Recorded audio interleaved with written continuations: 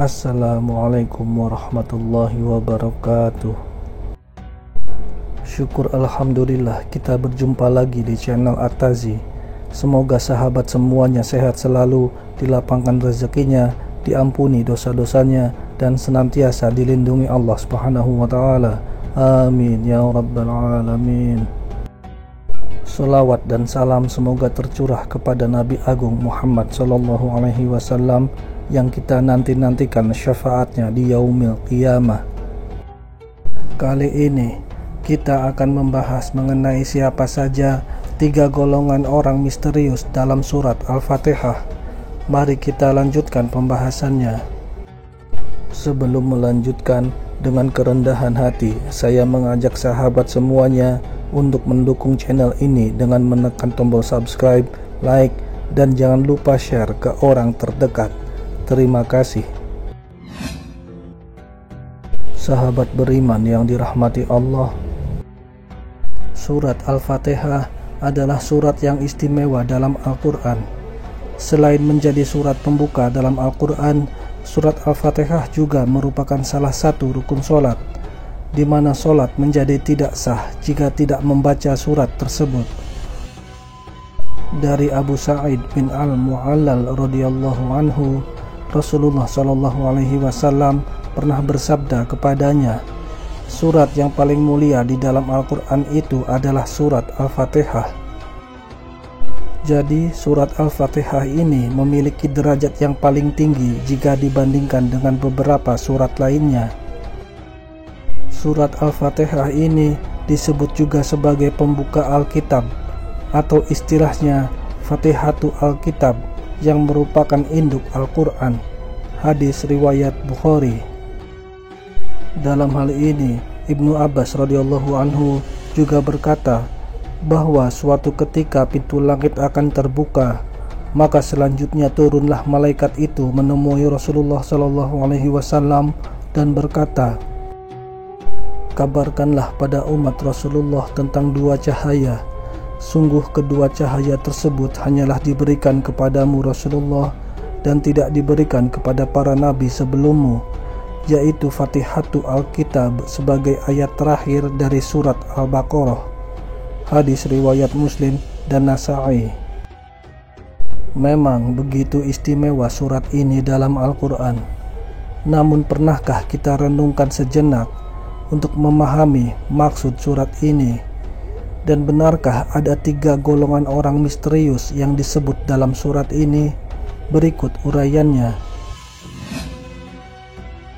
Bermula dari doa seorang muslim setiap harinya dalam surat Al-Fatihah, yang artinya, tunjukilah kami jalan yang lurus, yaitu jalan orang-orang yang telah engkau beri nikmat kepada mereka, bukan jalan mereka yang dimurkai, dan bukan pula jalan mereka yang sesat.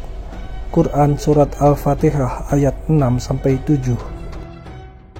Dalam ayat ini dijelaskan bahwa jalan yang lurus itulah yang senantiasa kita minta kepada Allah. Jalan orang yang diberi nikmat, bukan jalan orang yang dimurkai, dan bukan pula jalan orang yang sesat.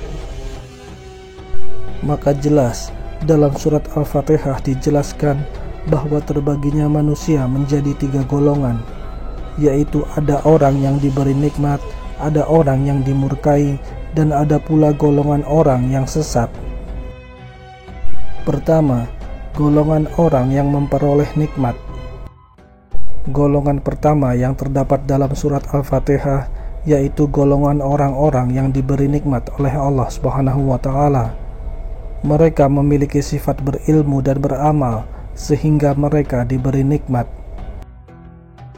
Imam Ibnu Katsir menjelaskan dalam tafsirnya, Tafsir Ibnu Katsir Al-Maktabah Asy-Syamilah, menjelaskan bahwa golongan ini dijelaskan dengan lebih detail dalam surat An-Nisa ayat 69-70.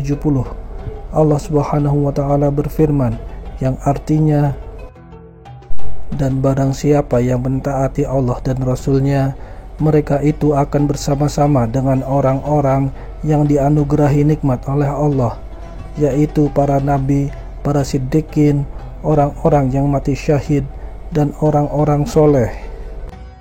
Dan mereka itulah teman yang sebaik-baiknya. Yang demikian itu adalah karunia dari Allah, dan cukuplah Allah yang maha mengetahui. Hal ini merupakan perintah tersirat bagi kita agar mengetahui sejarah hidup mereka dan meneladaninya. Selain itu, agar kita mengetahui nikmat apa sajakah yang mereka rasakan sepanjang hidupnya, sehingga kita bisa mengikuti jalan lurus yang mereka tempuh. Kedua, golongan orang yang dimurkai. Golongan yang kedua dalam surat Al-Fatihah yaitu golongan orang-orang yang dimurkai oleh Allah Subhanahu wa Ta'ala. Golongan ini memiliki sifat yang berilmu namun enggan mengamalkan ilmunya. Imam Ibnu Katsir kembali menjelaskan bahwa mereka yang mendapat nikmat adalah mereka yang berhasil menggabungkan antara ilmu dan amal.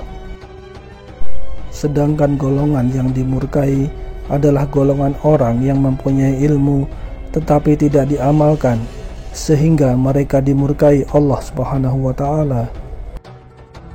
Kebanyakan ulama berpendapat bahwa golongan ini diwakili oleh Yahudi. Sejarah memang mencatat bahwa mereka yang menentang Nabi Muhammad SAW, sekalipun mereka yakin bahwa Muhammad SAW adalah Nabi yang dijanjikan dalam kitab suci mereka yang akan hadir di akhir zaman. Demi Allah, sungguh telah jelas bagi kalian semua bahwa dia adalah Rasul yang diutus, dan dialah yang sesungguhnya yang kalian jumpai dalam kitab kalian. Kalimat ini bukanlah kalimat seorang sahabat yang sedang berdakwah di hadapan Yahudi, tetapi ini adalah pernyataan Ka'ab bin Asad, pemimpin Yahudi Bani Quraisyah.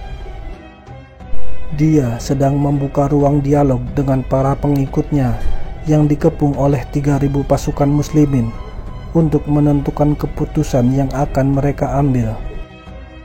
Namun begitu, ada juga ulama yang berpendapat bahwa kaum yang dimurkai dalam surat Al-Fatihah bukanlah Yahudi, melainkan orang kafir lainnya. Wallahu a'lam. Ketiga, golongan orang yang sesat.